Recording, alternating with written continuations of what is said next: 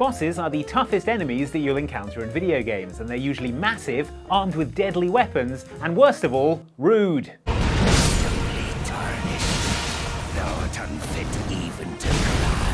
Sometimes though, these terrifying foes have a weird Achilles heel, a weakness so bizarre that most people would never think to try it in the first place, and the ones who did can't believe they actually worked. We've talked about this before on the channel, with boss weaknesses ranging from being watered, fishing rods, and the ravages of age, but we had even more great suggestions in the comments.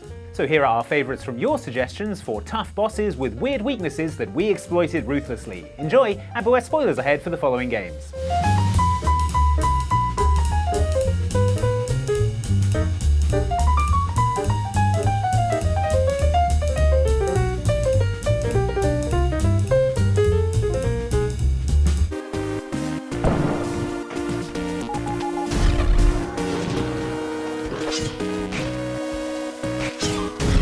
Aubergines, or eggplants for our American viewers, have many uses, from roasting and stirring into a pasta sauce to turning into a delicious baba ganoush. But nowhere, arguably, are they more useful than in nails-hard platformer Spelunky.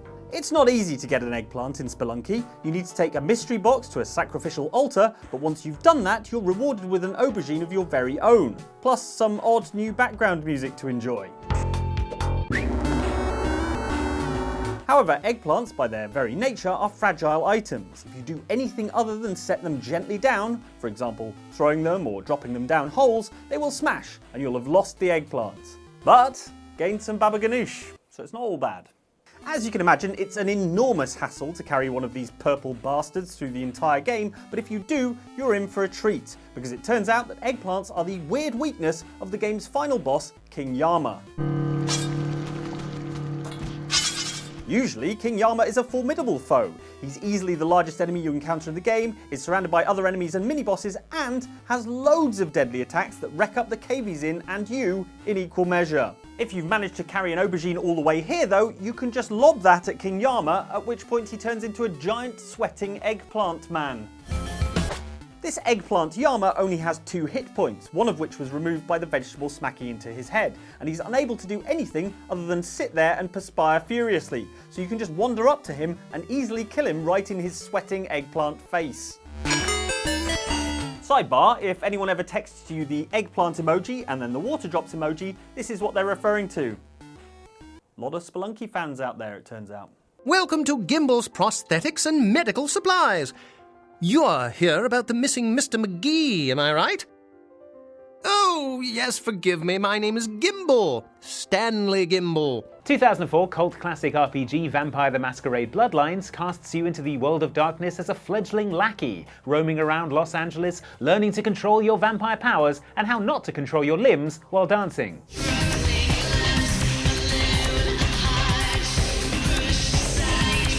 The world of Vampire is a dangerous one, of course, and throughout the course of the game you'll find yourself going toe-to-toe with a number of powerful enemies, including other vampires and werewolves.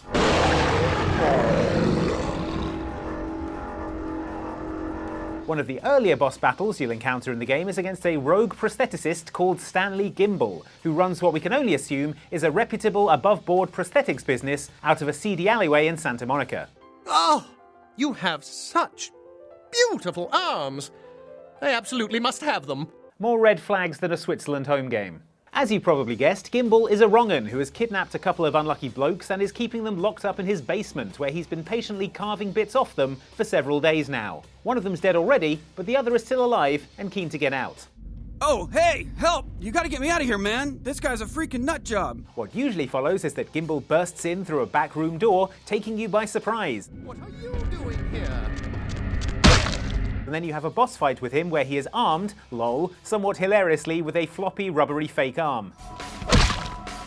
If you want to get the drop on this loopy limb lover, however, you can take one of the chairs lying around his surgical dungeon and jam it up against the door of the back room he's hiding in.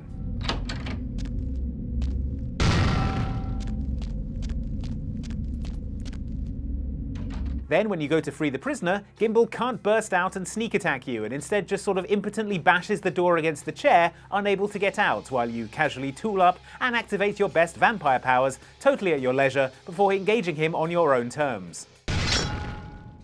You do still have to fight him, but now, without the element of surprise, he's mostly armless. Well, that's not technically true. This place is full of them. Ah, indeed I thought I might find you here. By the by, do you know for whom this festival? Well, it is none other than General Radahn himself. To think, I could face a great champion of the shattering, a demigod in the flesh. Epic fantasy RPG Elden Ring has over 230 bosses, and that's not even counting the regular enemies who are just as capable of killing you in interesting and embarrassing ways.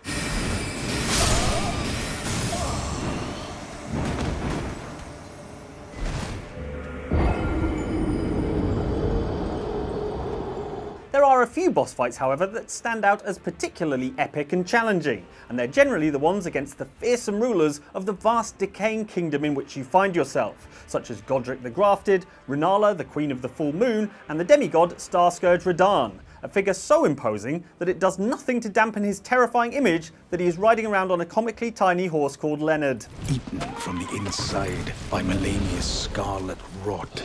His wits are long gone. Radahn's fight is actually one of the more epic and unusual fights in the game, as you're able to summon other characters to fight alongside you, such as Alexander the Warrior Jar, who is a big pot, and Patches the Guy, who is a guy, who leaves almost as soon as you've summoned him. Cheers, Patches.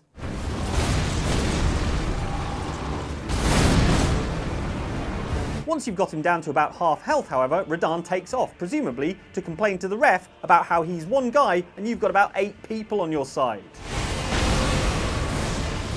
At this point, you might think you've got a chance to take a bit of a breather, maybe gather your wits, apply some buffs, and generally prepare for the next phase of the boss fight.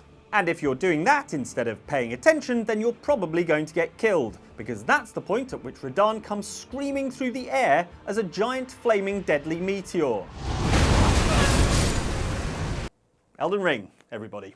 However deadly this meteor attack may be, it does also offer canny players an opportunity to exploit Starscourge Radahn's weird weakness, his absolutely terrible spatial awareness. If you stand in exactly the right spot on the shore when Radahn comes crashing back to Earth, Radahn does a very poor job of judging his distances, and instead of smashing into you, killing you instantly, he plows headfirst into the ocean, where he drowns, immediately emptying his health gauge and handing you the W, along with his great rune.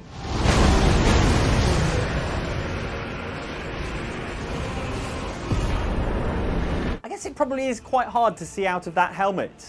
Maybe lose the tusks next time? Oh right, he's dead. Never mind.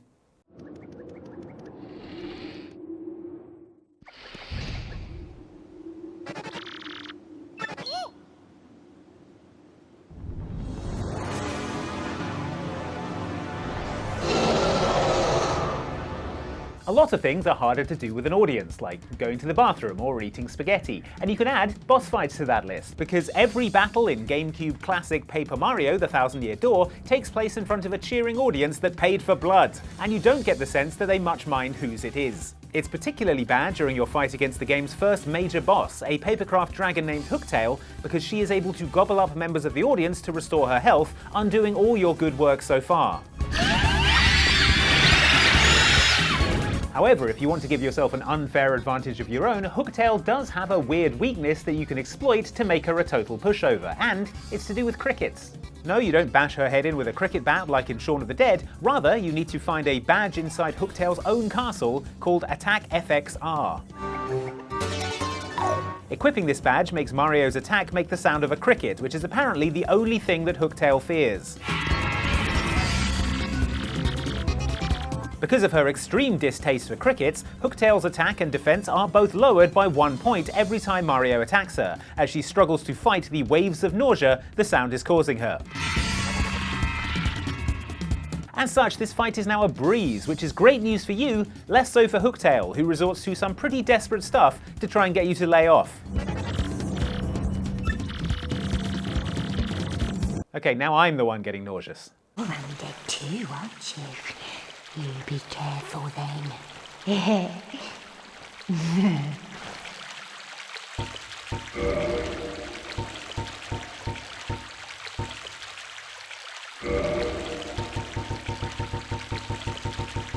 When people say that a weapon in Dark Souls is they're usually talking about its terrible stats or bad scaling. But there is one item in the game where they may be talking entirely literally. Called the dung pie, this item is, according to the in-game description, atrocious fecal waste material, which I think may be a line from a review of Dark Souls 2.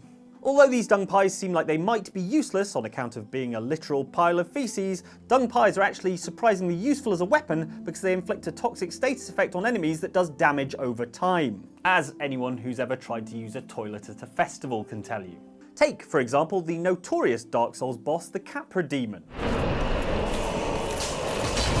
Under regular circumstances, this is a tough-as-nails boss fight against a terrifying goat monster that will take a great deal of skill and patience to be able to beat.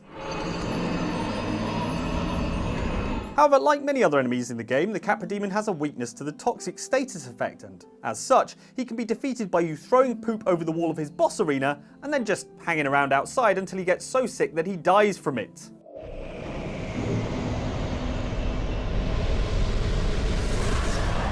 Hey, a victory's a victory. It's Dark Souls. I'll take what I can get.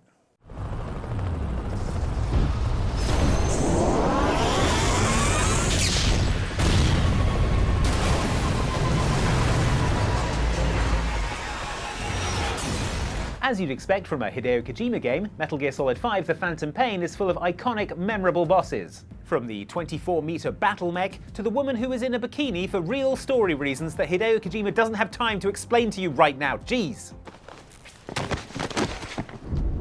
One of the tougher boss fights in the game, though, is against the boss known as the Man on Fire, who is, get this... An on-fire man? Yeah, he's an on-fire man. This boss is super resilient, as you can imagine from someone who is already constantly on fire, but luckily for you, and for this list, he has a weird weakness that makes him a total pushover. Children's water guns. Get the f*** out of there! As you'd imagine from a powerful, well-funded private military corporation, Venom Snake's Diamond Dogs has a research and development wing that you can direct to come up with new weapons and gadgets to help you on your missions, and if you so choose, you can get them to develop a water pistol. Which, I mean, I'm pretty sure you can just buy those at Target, Snake, but whatever, it's your money. When going toe-to-toe with the Man on Fire, however, the water gun starts to seem like a very wise investment, as he is utterly helpless to stop you squirting him over and over again like you're disciplining a naughty dog. Shoot him enough times with the water pistol and you'll extinguish his flames, knocking him unconscious and letting you call for a helicopter out of there at your leisure. If he's not on fire anymore, does that just make him man? I can't see it catching on.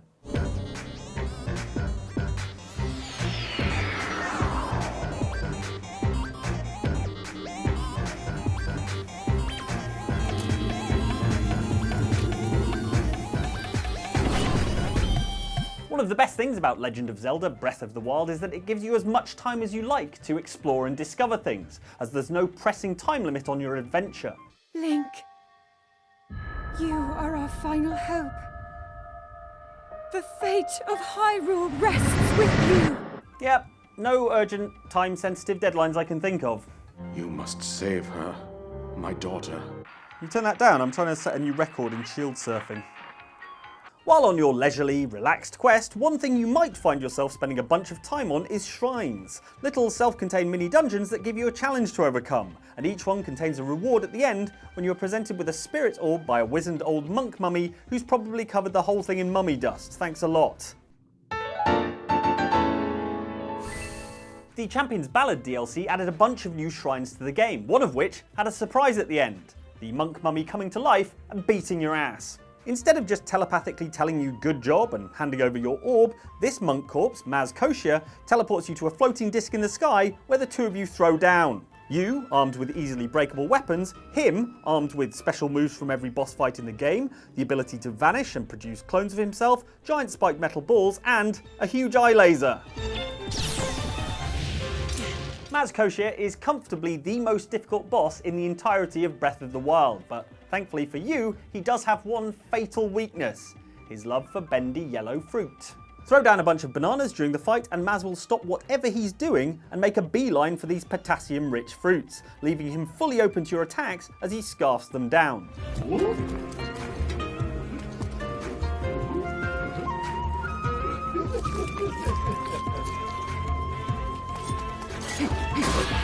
This is particularly useful during the sequence when Maz splits into a bunch of clones and you have to figure out which one is the real him. Not a problem when he's going to town on a bunch of Chiquita's finest.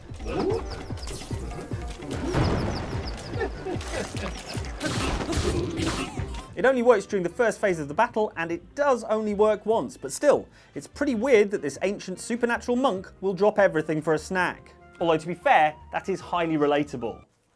Ah, sweet. Someone else finished this video, I'm off to eat these.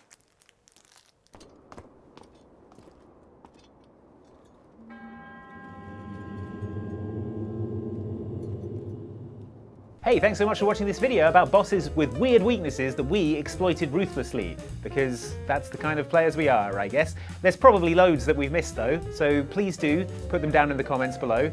Don't put ones that were in the previous one of this video. Maybe watch that too, just to check. In fact, why don't I link that here, so you can check out the first one. So convenient. You can go and check that and make sure that you're not going to write something that's in that, because then you'd look silly, wouldn't you? So don't watch this and don't do that. And if you want to watch something else, check out this Outside Extra video, which I heartily recommend. So watch those two and we'll see you next time. Thanks for watching.